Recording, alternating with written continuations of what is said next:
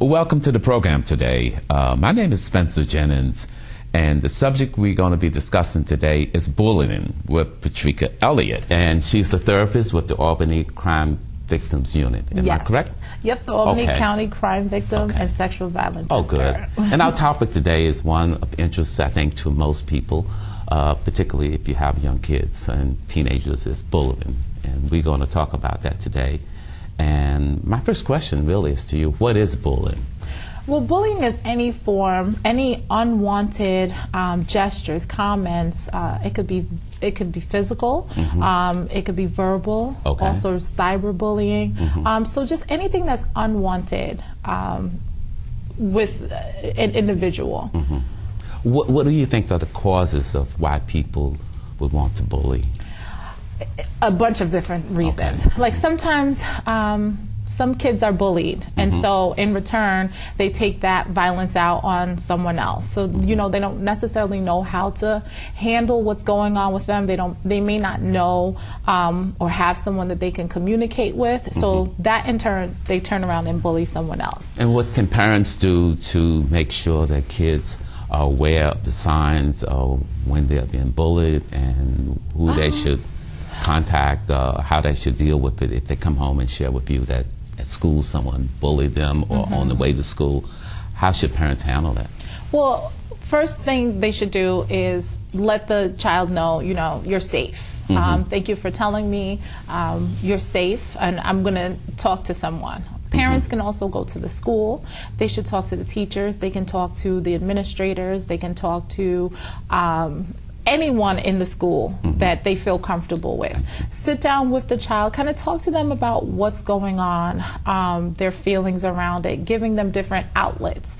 So maybe connecting them with the school social worker, connecting them with friends, but just listening to them and believing them, believing what's going on. Sometimes parents may not know what's going on because the child won't verbally say to them, you know, I'm being bullied.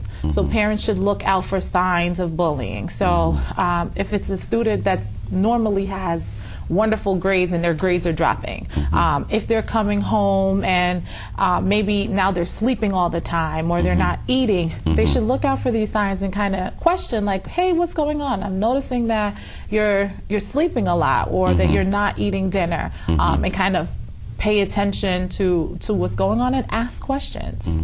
Now, how does parents deal with the issue of cyberbullying? Because I know kids have access to all the social medias, and how do you control that? Because, you know, in most cases kids have the advantage over the parents because they can navigate the social media. You have Facebook and you have Snapchat and all those other kinds of social media.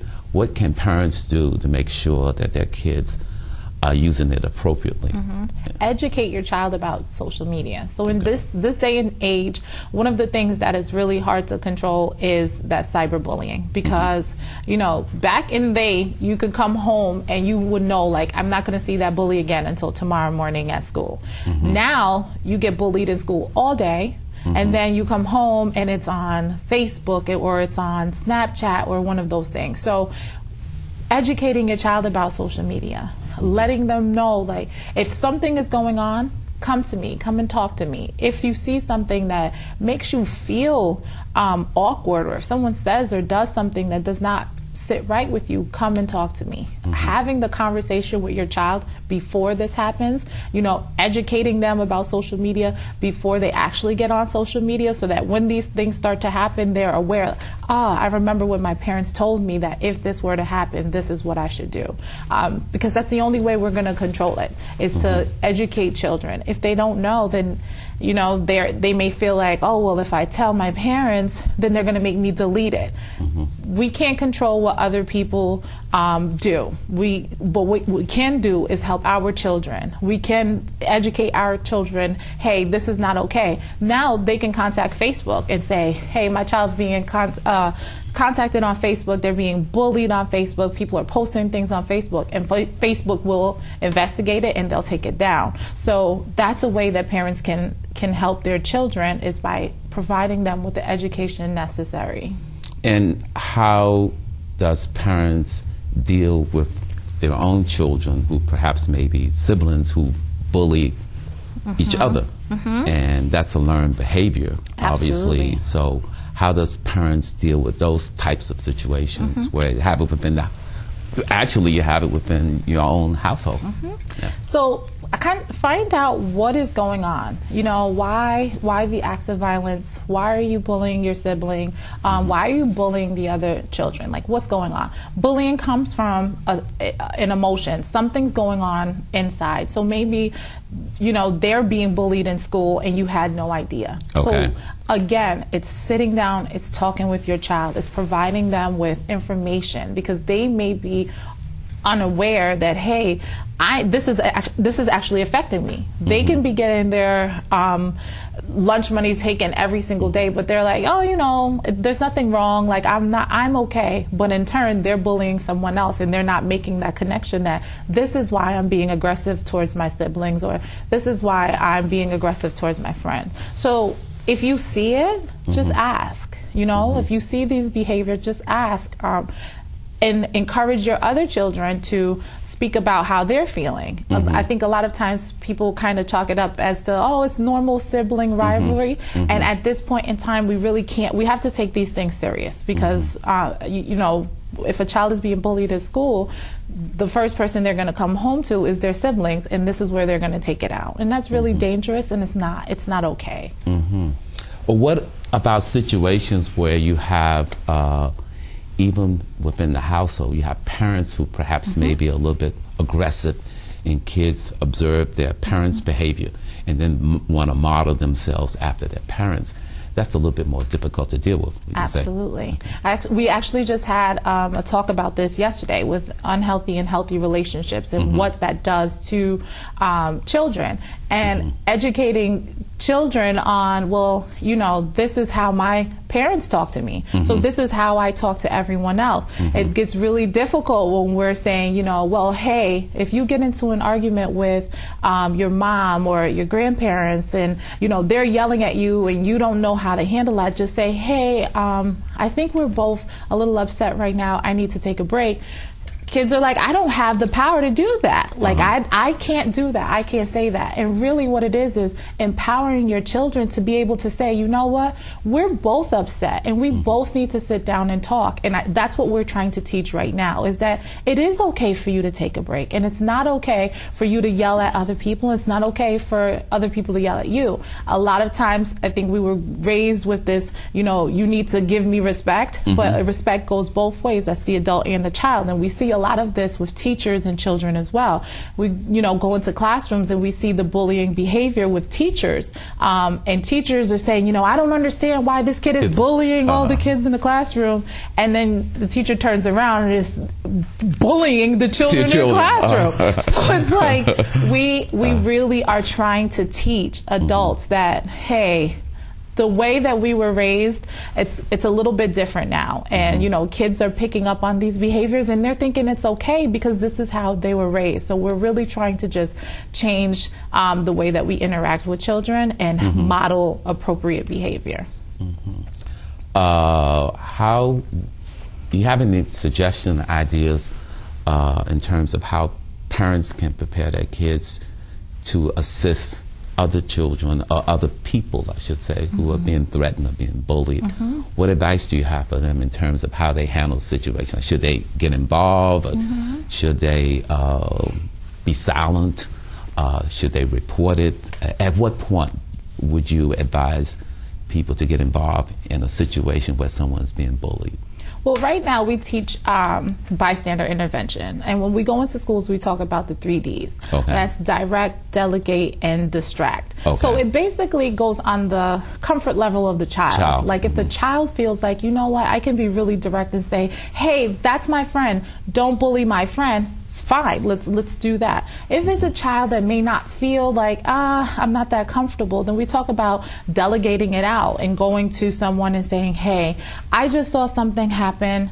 I don't know what's going on. I need some help. Or, you know, going distracting, like, hey, you guys, you may want to stop. The teachers are coming down the hallway. So it's about different levels of comfort for children. the number one ally against a bully is getting your friends involved. Like people getting involved, kids coming together and saying it's not acceptable. And what happens when kids, they come together is that the bully kind of feels like, well, hey, no one's supporting this. No one's cheering me on. No one's happy about it. And they're like, this is not really cool anymore. And the best situation is when the bully realizes that I don't have to do this to get attention. I can be nice to someone. I can be positive towards someone. And I can join this group of kids and have a good time. And I think that's the difference from, being silent and not, children not standing up and not supporting each other, is that it's not about pushing the bully out and making them feel alone. It's by letting them know that this behavior is not acceptable. And if you want to be with us and if you want to hang out with us, then you have to behave in a way that's acceptable and it's not hurting anyone else. And, a lot of times kids do say, I don't want to be by myself. So let me just knock it off and let me join them. What about support groups? I know that you probably work very closely with the schools district here in Albany, but school system, throughout. What are some of the support groups that schools can tap into and perhaps maybe coordinate with PTAs and parents group to help kids who feel like they're under the stress of being bullied every day? Are there organizations available for people to contact? Absolutely. So a lot of the support groups that we've really worked with are the ones created by the schools themselves. So parents just saying, hey, like the PTA saying, hey, we need help with this, and like rallying together and within the school having a network. So I would say whatever your local school is, check them, ask them first, like, hey, do you have any like resources for bullying? Do you have any agencies that you work with? And usually, the majority of the time, they'll have something right within the school that'll help a parent out, that can give them answers. The majority of schools have a school social worker or a guidance counselor. They can also run groups. What they'll usually do is, like, a person that's been identified as having bullying behaviors, they'll have them with a group of other children that are more positive and can kind of teach, different ways to interact with children. And so they'll do small groups like at lunchtime that can help with that kind of behavior. So I would say reach out to your local school and see, hey, what kind of options do you have? Now, do the school district provide training? For an example, I know a lot of activity takes place on the school buses, particularly if you're outside of the cities where you don't use public transportation. For the Albany County, most of the kids are transported either by parents or by school buses.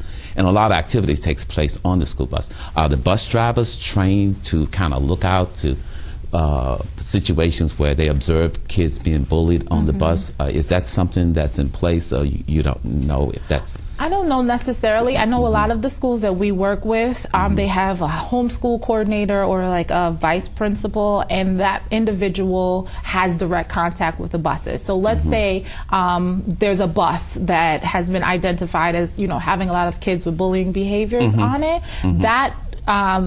That homeschool coordinator or vice principal may do some kind of training or bring us in to talk to those kids on the bus to kind of figure out what's going on. So it really depends on the school and how they handle the different situations. A lot of times we're called in because it's like, hey, we just need to refresh like how to do this, how we interact with this, what do we do, what kind of tips and tools that we have. So it really depends on the district. Honestly. Do you experience situations where that bullying occurs between outside of, say, school environment, but just community alone? You have people, I call street gangs a bullying because that's really the tactic that they use. And that's probably a little bit more difficult to deal with situations like that. Any suggestions in terms of how that can be coordinated with the community in terms of dealing with that type of bullying? I guess I'm not sure how it's dealt with here in Albany County. We have different community agencies that do presentations. They have after school activities. So even though we're 9 to 5, we also do evening presentations. So after school programs will call us in to do work around bullying. We go out into the community. We do a lot of prevention education. So basically wherever you're located, you can tap into any community agencies and ask them, hey, do you know of anyone that does prevention? And we go where we're needed. We're in the community all the time. We talk about bullying. We talk about gang and gang violence, and we do all of those things, and then try to connect them with other agencies that can help do things for them. So you're coordinating with other community agencies to address the problem. Absolutely. That's the only way it can work, is that we create that relationship with other agencies so that they can help with after school care, or maybe a child doesn't have food at home, so they can connect them with those resources. So we work really closely with community agencies. Sadly to say, we know that sometimes bullying resort into the unfortunate thing of suicide, and that's really a heartbreaker. What advice do you have for people, and I'm not saying kids, but people who are being threatened and feel as though that the only resort they can get is to commit suicide? How do you address that, if you can address that? What advice do you have for people who are on the fringe of committing that type of behavior? Reach out to someone. If there's no one that you have really close to you that you can talk to, there are hotlines. There's the 1-800-suicide hotline number. There's always a local hospital. Like there's someone that you can talk to. Reach out to someone. Talk to someone. Try to get they'll connect them with agencies or resources that can help them. A lot of times when a person thinks about committing suicide, it's because they feel like there's no way out. Like, I'm stuck in this, there's no way out. And that's because they honestly feel that there's nothing they can do. There's lots of places that can help. So reach out to someone, talk to someone. I know our agency, we have a 24-hour hotline. So our hotline is staffed by certified counselors, and we get calls from all over the place. So it's not just Albany County. We accept calls from all over. So, we'll sit down, we'll talk, we give coping skills, we give safety plans, and we come up with some form of help for them. So just reach out to someone, ask a question, and we try very hard to see what we can do. We discussed bullying in school situations, but what about employment, where you're working with someone and you feel as though that person is threatening you or applying pressure where they shouldn't apply pressure? How does one go about, and what advice do you get in terms of dealing with those types of situations? Well, we've definitely had those situations, and what we do is we explain the different options to people. A lot of people don't know that they have EAP services, or they have union services, or things like that they can go and speak to. Speak to your direct supervisor. If you don't feel that your needs are being met, if you don't feel like that person is helping you, then you can go to HR. You can speak to someone in HR and kind of let them know. Every agency has a employee handbook that talks about violence prevention and having the right to work in a violent-free agency. So just kind of stop for a second, think about your options, think about what you're supposed to have at work, because bullying at work it's not legal. And then look and see, like, am I in a union? Do I have EAP? Can I talk to my supervisor? Maybe you can't. Maybe you need to go up the chain a little bit and just speak to someone else. But if all fails, what are the results? What are the alternatives, I should say? A lot of times, people have gone through the entire process and they have not gotten the results that they needed, and they have left. Like, they've left their job because they felt like, you know what, if I'm working for an agency that does not support me and is not even going to investigate this and is not going to do, they're not going to look out for my best interest, then I don't necessarily want to work here. And as difficult as it is in the job market right now, a lot of people have made the decision that I can't do this, because what happens with workplace bullying is that it just like any other bullying, it affects every part of your life. So they're going home, they're not able to take care of their children, they're not able to, go to sporting events or, eat or sleep. And it gets really, really difficult for them. So a lot of people have made the decision to leave their job. Are there other kinds of laws that they could use? For an example, I would assume they're in violation of some civil rights law or human rights law or something of that nature. Absolutely. Do they have access to that?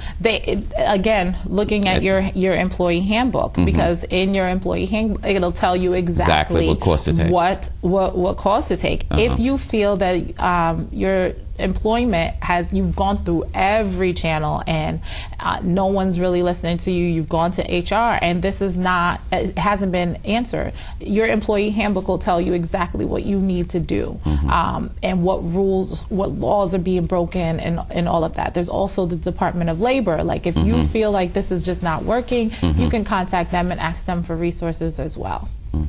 Could you personally file a lawsuit against them if that was warranted in some situations? I guess you can sue anyone. That's true. That is true. So it really depends on what avenue you want to take. I see. Now, what advice would you give parents who have kids, basically, who are probably a little bit shy and maybe not necessarily want to share with their parents the activity that they're doing? For an example, if they're on Facebook and they're making comments on Facebook, is there some way parents can actually monitor or restrict their activity? The best thing to do is be open and honest with your children, to talk to them. If Facebook and Instagram and all of those things are going to be something that your child, have a discussion with them about, hey, so this is, you've reached the age where you want to be on these different types of social media. Let's talk about what that means. And a lot of parents, after they have that conversation, they say, well, I need your password because some children are shy and some children don't know what's going on and they're not going to want to tell their parents what's going on. So sometimes, some parents will have their passwords, or maybe, their child, they'll have another login or something like that. But the best thing to do is have a conversation, because just saying, all right, you have the social media, give me your password. Well, that's not really enough. Because a lot of things are going on, and you want to make sure that they understand that, hey, I know that my parents are going to keep me safe. And if something is going on that it makes me uncomfortable, then I know that I can go to my parents and they're going to help me. So you want to make sure you establish that when it comes to social media with your children. Do teachers, I guess, is this something that has been discussed openly in classrooms with teachers and students about bullying and the kind of behavior and the consequences of that? Is that something being taught in the school system that you wear? Absolutely. A lot of the schools that we go into, they have bullying prevention month. They do different assemblies. They do, throughout the year, they do different things. So it's definitely something that is talked about in school. Kids are aware of it. They know what's going on, who to go to, and that's a lot of what we reinforce when we go in. Okay, so who do you go to if you feel like you're being bullied? Where would you go if that person doesn't help you? And just kind of reinforcing what the school is already doing. So I was asked to discuss the topic of bullying, and first thing came to my mind was my mother. She's a bullier in a nursing home, and I never really thought about bullying occurred in a nursing home. It occurs at all levels of society, and I was telling my mother the last time I was there that you're really a bully, because the people there, her roommate, she would eat her food, but she's suffering from a different experience, Alzheimer's, but it's a learned behavior, and I think that it's aggressive behavior, obviously, and needs to be addressed. So what is it that you would like the viewers to take away today from this conversation overall? Are there some things that have occurred differently in the last 3 years that you have noticed that we want to share with our viewers today? Is there anything particular that you think that viewers should really be key in to understanding how to deal with the problem? What are some of the important points? Some important points are, again, parents having the discussion. Teachers being aware of their behaviors and how they model that for the children. also, reinforcing standing up together to fight bullying. You know, coming together to stomp out bullying, and also making sure that we ourselves, that we're modeling these behaviors for children. We can't tell children, don't go around yelling and screaming at other people's children, and then we yell and scream at them. So I think, for parents, really opening up and understanding that times have changed, and what worked for us as children is not necessarily working for children right now. And what they need is understanding, and they need caring, and they need love, and they need to have conversations, because they're not getting it from other places. And these meetings and conversations should be continuously. Okay. Absolutely. It should be a check-in all the time. It should be, hey, what's going on in school? What happened in school today? How was school today? And just, how was the school bus? Just these regular because I think that there's the expectation that children are just going to come home and say, I'm being bullied, this is what happened. And that's not the case. So sometimes you got to ask some questions and get them to, prompt them to respond. And dinner time is generally a good time for that discussion if people have, family dinners anymore. But that would be a good time for that. That would be a great time. But those dinners don't necessarily happen anymore. So just any time after school, just a really quick, hey, how was the bus? Okay. Well, I think this has been very informative to our viewers, and we're so pleased to have you back here. Thank you. And please come back at any time. And want our viewers to know that if they need assistance, you can contact Patricka. I'll get that right eventually. Absolutely. And she's with the crime victims. She's a crime victim therapist, but you work for the Albany County. Yes. Crime victim. That's part of the district attorney's office. Is that a separate office? Yep, it's a separate office. It's in the Albany County building, and we're available. Okay. I certainly appreciate it, enjoyed this. And for our viewers, you can find more information at the station address. And I look forward to seeing you again shortly. Thank you so much. Thank you. I'd like to thank you for joining us today. I thought we had a very interesting conversation, and I look forward to you for joining us for future broadcasting.